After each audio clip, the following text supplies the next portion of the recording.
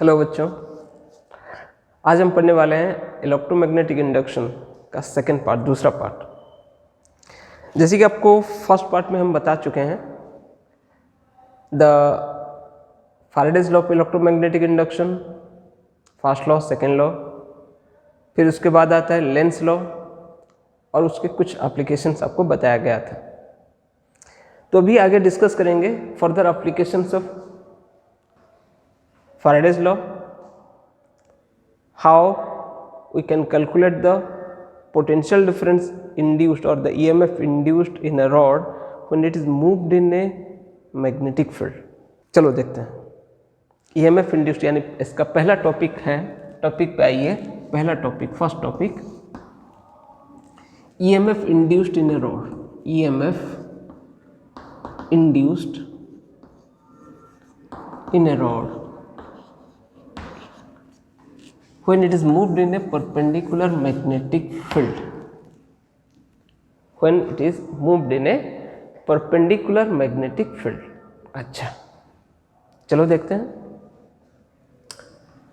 Let us consider a straight conductor, the straight conductor placed in a magnetic field B। If I am putting cross in this region, then this represents a magnetic field directed inward, and let this rod is moved with a velocity v in a perpendicular magnetic field B। in a perpendicular magnetic field B इसको move करवाया जा रहा है उस तरफ with a velocity v। अच्छा, तो अगर ध्यान से देखें, when it is moved in the perpendicular magnetic field B, each of its electrons start experiencing a force due to the magnetic field। Each of the electron will start experiencing a force due to this magnetic field। That means if the conductor is brought towards right, electrons along with the conductor will start moving, and so also each of the electron will experience a force due to this magnetic field, due to this magnetic field। तो EMF कितना induce होगा, चलो देखें। Due to this magnetic field, each of the electron will experience a force in which direction? सोचें, velocity है उस तरफ v और b है नीचे, तो force acting on each electron Fe is equal to minus E into V cross B. यानी पहले भी को टच करिए, आपके finger, curl of the fingers, अगर पहले भी को टच करें फिर बी को, सॉरी भी इस तरफ है, पहले भी को टच किया फिर बी को, मैग्नेटिक फील्ड अंदर है, भी इस तरफ, मैग्नेटिक फील्ड अंदर, तो पहले भी को टच करें फिर बी को टच करें, तो फोर्स किस तरफ दिखा रहा है, शाबाश, ऊपर ऊपर। तो यहाँ पे क्या इलेक्ट्रॉन के ऊपर भी फोर्स ऊपर क्रिएट होगा? सोचें, इलेक्ट्रॉन नेगेटिव चार्ज है, शाबाश, इलेक्ट्रॉन नेगेटिव चार्ज है। अगर ये इलेक्ट्रॉन नेगेटिव चार्ज है तो फिर नेगेटिव चार्ज के ऊपर अपोजिट डायरेक्शन में फोर्स क्रिएट होगा। That means electron will accumulate at the end A, sorry at the end B, तो जिसके वजह से ये कुछ नेगेटिव पोटेंशियल गेन करेगा और ये कुछ पॉजिटिव पोटेंशियल गेन करेगा, ठीक है, और इसके अंदर इलेक्ट्रिक फील्ड क्रिएट होगा। और ये इलेक्ट्रॉन का कंग्रीगेशन और एक्यूमुलेशन कब तक चलता रहेगा? कि जब तक इसके अंदर का इलेक्ट्रिक फील्ड के वजह से जो फोर्स क्रिएट होगा, वो फोर्स जब तक इस force due to magnetic field को बैलेंस ना कर ले, तब तक ये एक्यूमुलेशन ऑफ इलेक्ट्रॉन्स चलता जाएगा। तो फिर हम ऐसे सोच सकते हैं कि force on each electron due to the electric field must be equal to force on each electron due to the magnetic field. Got my point? अच्छा, तो force on each electron due to electric field क्या लिखें कि Q into E is equal to force on each electron due to the magnetic field. This can be Q into V cross B. ध्यान रखिए ये दोनों equal and opposite हैं, हम बस मैग्नीट्यूड के बारे में बता रहे हैं। तो दिस Q Q कैंसल्ड। अब ये V और इलेक्ट्रिक फील्ड कितना होगा, this is EMF induced by length. आपको याद होगा बहुत पहले इलेक्ट्रोस्टैटिक में अपन पढ़े थे कि electric field intensity and potential difference are related as E is equal to minus dV by dx। और सिंपली बोले कि potential difference dV is equal to E into dx और minus E into dx। Electric field intensity into length करें तो आपको मिलता है potential difference. तो इस कंडक्टर में जो इलेक्ट्रिक फील्ड क्रिएट हुआ that can be written as EMF induced between A and B divided by length L that is equal to V cross B। और this EMF induced E can be written as L into V cross B।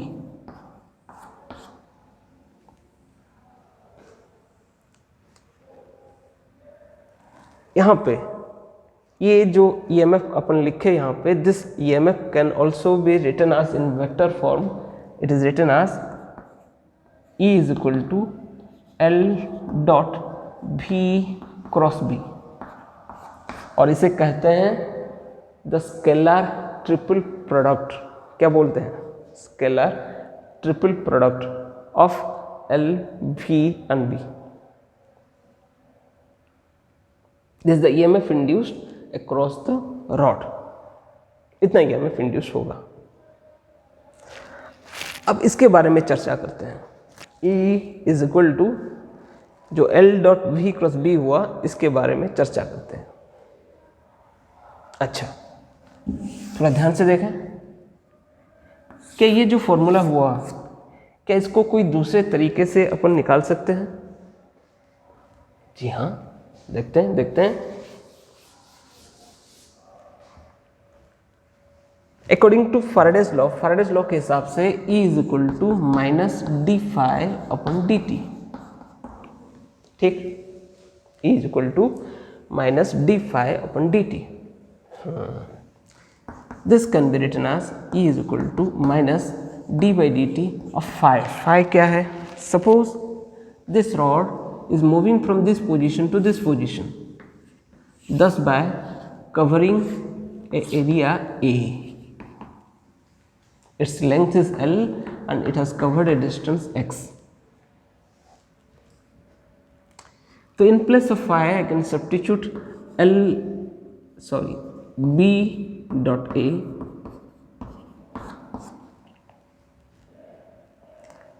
and this can also be written as d by dt of B dot A, B into L into cos here 180, cos 180 value is -1, क्योंकि यहाँ पे magnetic field अंदर है और इस area का direction अपन बाहर ले रहे हैं, तो फिर ये -b आ गया बाहर, b इंटू ए, मतलब इतनी सी गलती से लिख दिए थे। अगेन चलो शुरू से बोलते हैं। क्या हम वही EMF अब ये जो EMF इंड्यूस हुआ E is equal to B dot L cross V बोलिए, या फिर इसको L dot V cross B बोलिए, एक ही बात है, क्योंकि आपको स्केलर ट्रिपल प्रोडक्ट में बताया जाएगा कि ऑर्डर अगर सेम रहे तो वेक्टर्स का स्केलर ट्रिपल प्रोडक्ट का वैल्यू सेम होता है। अच्छा, अब सुने, क्या इसी फॉर्मूला को अपन किसी दूसरे तरीके से डिराइव कर सकते थे? चलो देखते हैं। According to Faraday's law E is equal to minus D phi by D T. अब सपोज मान लें, सपोज ऐसे सोचें कि ये रॉड यहाँ से इस पोजीशन तक शिफ्ट हुआ बाय डिस्टेंस x। तो अगर ये यहाँ से यहाँ तक शिफ्ट हुआ है तो एरिया कवर इतना हुआ। तो ये जो फाई है इसके बदले अपन पुट करें माइनस डी फाई के जगह B dot A by D T, और दिस इज बी और ए के बीच एंगल।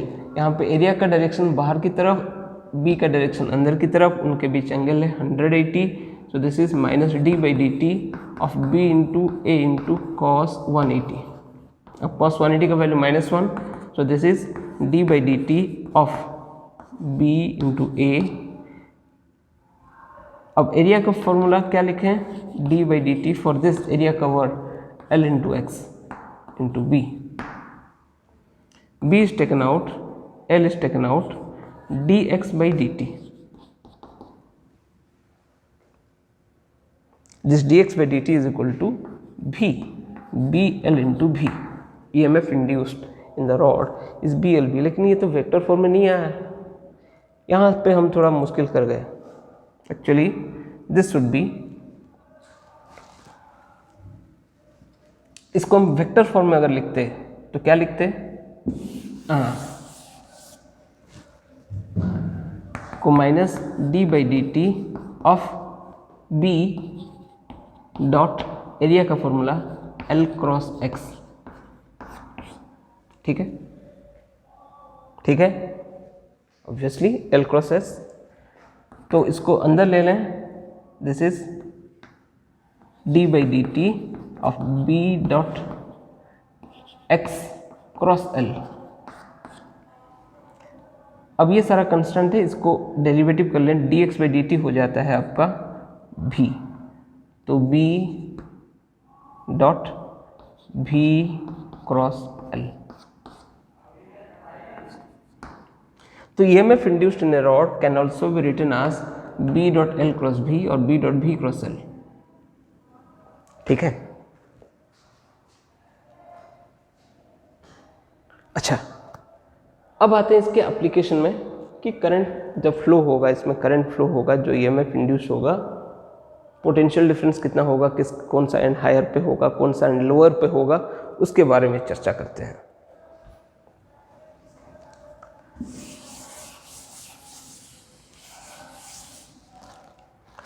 अब जब इस रॉड को उस तरफ लिया जा रहा है, हम बोल चुके हैं, सपोज इसमें जो पॉजिटिव आयन्स हैं, पॉजिटिव आयन का मोशन हुआ उस तरफ, वेलोसिटी है अंदर, सॉरी मोशन हुआ, वेलोसिटी हुआ उस तरफ, मैग्नेटिक फील्ड है अंदर की तरफ।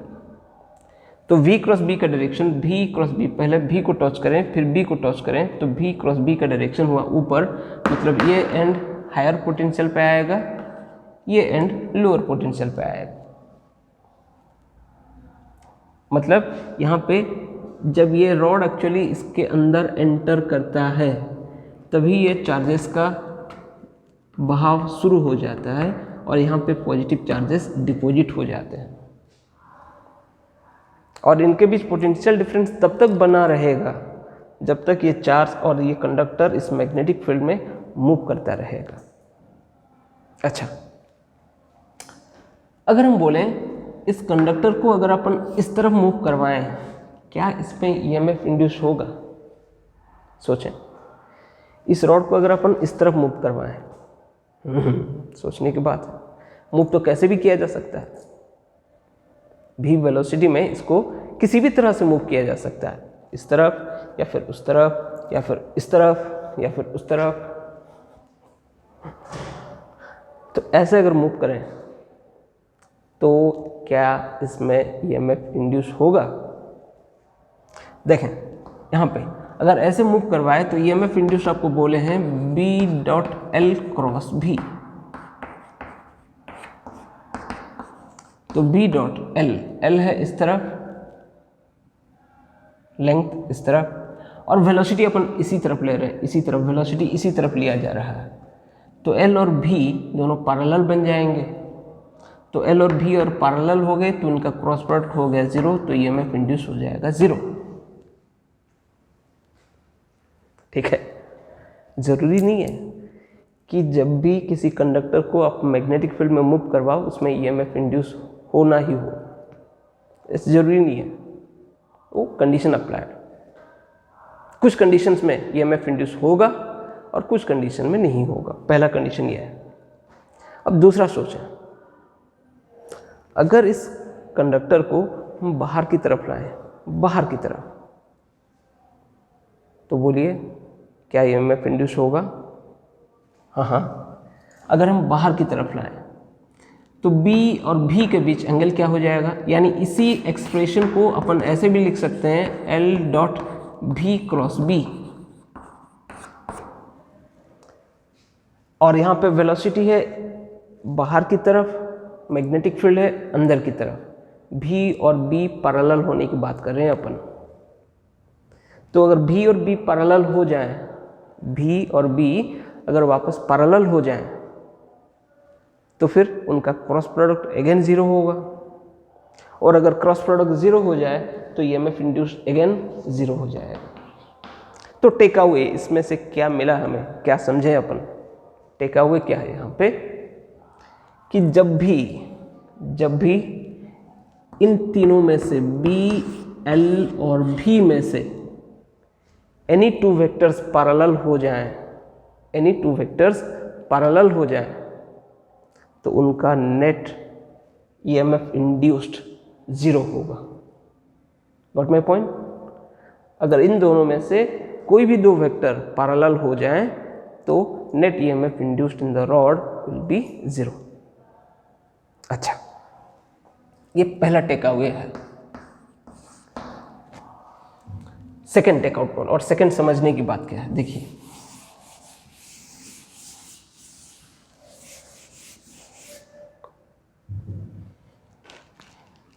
इस रॉड को अगर अपन इस तरफ मूव ना करा के इस तरफ मूव कराते हैं, सपोज v वेलोसिटी में ऐसे मूव करा रहे हैं, तो ऑब्वियसली ये रॉड यहाँ पे ना जाके यहाँ पे शिफ्ट होगा ऐसे। v वेलोसिटी में अगर इस तरफ लिया जाए तो ऐसे शिफ्ट होगा। तो यहाँ पे ईएमएफ इंड्यूस कितना होगा देखना है। मतलब I am pulling this rod along A line with velocity v which makes an angle theta with the length of the conductor। तो इसमें ईएमएफ कितना इंड्यूस होगा हमें सोचना है। बात वही सेम है, EMF induced is equal to B dot L cross V, इसीलिए तो कहा गया था L यहाँ पे इस तरफ है, V यहाँ पे इस तरफ है, तो ये इंड्यूस्ड हुआ BLV sine theta, BLV sine theta. तो मतलब जब थीटा 90 डिग्री होगा तो ईएमएफ इंड्यूस्ड होगा BLV। मतलब जब इसको मूव करवाएंगे तो velocity which is perpendicular to its length, perpendicular to its length, तो ईएमएफ इंड्यूस होगा BLV। और अगर किसी दूसरे एंगल पे मूव करा रहे हैं थीटा एंगल पे तो ईएमएफ इंड्यूस होगा BLV साइन थीटा। ठीक है, अच्छा ये था सेकेंड टेक अवे B। अब थर्ड टेक अवे क्या है देखते हैं।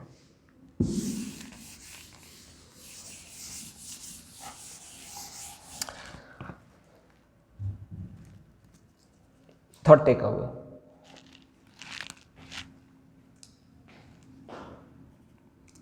सपोज ये है मैग्नेटिक फील्ड,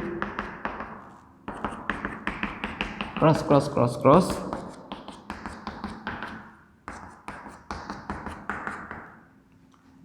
इसमें ये एक कंडक्टर पीस है,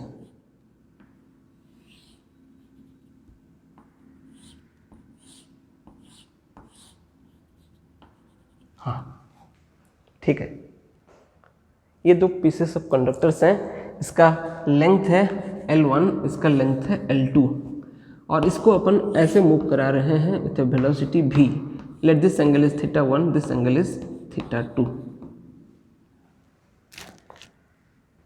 ठीक, तो पूछा गया इसमें ईएमएफ कितना इंड्यूस होगा। अब इसी बात है, अगर ये इस तरफ मूव करा रहे हैं, वेलोसिटी है इस तरफ, वेलोसिटी है इस तरफ, मैग्नेटिक फील्ड अंदर, तो फोर्स क्रिएट होगा। वेलोसिटी इस तरफ, मैग्नेटिक फील्ड अंदर, तो फोर्स क्रिएट होगा ऊपर। यानी ये एंड पे चार्जेस आके डिपॉजिट होंगे। तो हम पूछ जानना चाहते हैं कि ये दो पॉइंट्स के बीच ए और बी के बीच पोटेंशियल डिफरेंस कितना इंड्यूस होगा, ईएमएफ कितना इंड्यूस होगा। तो देखें थोड़ा, जो ईएमएफ इंड्यूस होगा वो EMF induced due to this rod plus EMF induced due to this rod. Net EMF induced E is equal to E1 plus E2। अब E1 कितना है, ये देखिए, ये लेंथ L1 है, वेलोसिटी v है, और लेंथ और वेलोसिटी के बीच एंगल है θ1। देखें तो E1 क्या होगा, ये BV इंटू L1 साइन θ1। ठीक, अच्छा, प्लस ईएमएफ इंड्यूस्ड E2 कितना होगा, इसमें कितना ईएमएफ इंड्यूस होगा, वही BV L2 इंटू साइन θ2। ठीक है, तो टोटल ईएमएफ इंड्यूस कितना है, देखिए थोड़ा, BV L1 साइन θ1 प्लस L2 साइन θ2। हो, थोड़ा देखें, L1 साइन θ1 प्लस L2 साइन θ2। L1 साइन θ1 कौन सा डिस्टेंस है, ये, ठीक, L1 साइन θ1 ये डिस्टेंस है, और L2 साइन θ2 क्या है, ये डिस्टेंस L2 साइन θ2। यानी पूरा A से लेकर B तक का पूरा डिस्टेंस, पूरा लेंथ BV इंटू ये L1 साइन θ1, L1 साइन θ1 प्लस L2 sine θ2 can be written as, this total part can be written as BV into पूरा लेंथ इसका L। जबकि L क्या है, L क्या है, the component of the length of the conductor perpendicular to the velocity। ये पूरा length of the conductor जो है उसका perpendicular component along the velocity. ध्यान रखें, ध्यान रखें, ये भी L क्या है, ये this is the component of the length of the whole conductor which is perpendicular to the velocity. अच्छा, तो इसको अगर ऐसे अपन मोड़ दें थोड़ा, इसको ऐसे ना करके ऐसे छोटा लेंथ लेते, तब ये इतना होता, तो ईएमएफ इंड्यूस कितना होता, again component of the length of the conductor, मतलब ये टोटल कंडक्टर का लेंथ हो गया, shortest length between the initial and final position, इस लेंथ का ये कंपोनेंट प्लस ये कंपोनेंट, तो मतलब component of this length along a direction perpendicular to the velocity। ठीक है, along a direction perpendicular to its velocity।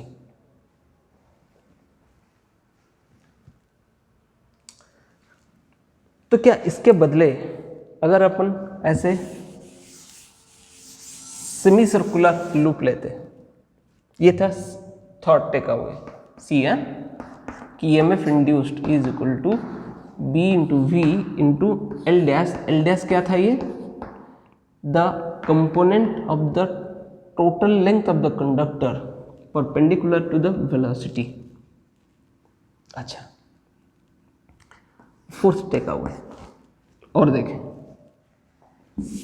इस कंडक्टर को अपन अगर ऐसे रखें मैग्नेटिक फील्ड में, ये सेमी सर्कुलर वायर लूप है और वायर है, वायर पीस है, ऐसे, हाँ, अभी इसको अगर मूव करा रहे हैं विथ वेलोसिटी भी, इसका रेडियस मान लीजिए r है, इसको भी वेलोसिटी में मूव करा रहे हैं विथ मैग्नेटिक फील्ड B। तो again this is the shortest length between the initial and final position of the conductor, और इसको भी वेलोसिटी में मूव करा रहे हैं। तो ये शॉर्टेस्ट लेंथ है 2r, वेलोसिटी है v which is perpendicular to its length for time being. जरूरी नहीं है कि ऐसे सीधा ही जाए, हो सकता है कि इस तरफ भी जाए, इस तरफ भी जाए, हो सकता है। तो फिलहाल यहाँ पे इसको सीधा लिया जा रहा है। तो ईएमएफ कितना इंड्यूस होगा? Again EMF induced is b into v into ये लेंथ है 2r। अगर वही लूप को हम ऐसे मूव कराते ईएमएफ कितना होता? तो L और B दोनों पैरेलल बन जाते, ईएमएफ इंड्यूस होता 0। सिमिलरली इसको अगर ऐसे थीटा एंगल पे मूव कराते, ये थीटा एंगल पे मूव कराते, तो ईएमएफ इंड्यूस होता है again B into V into 2R into sine theta. Got my point? शाबाश, यही तो चाहिए था हमें। तो बस आज यहीं तक। चैनल को सब्सक्राइब करना ना भूलें और आगे नेक्स्ट वीडियो देखते रहें। Thank you.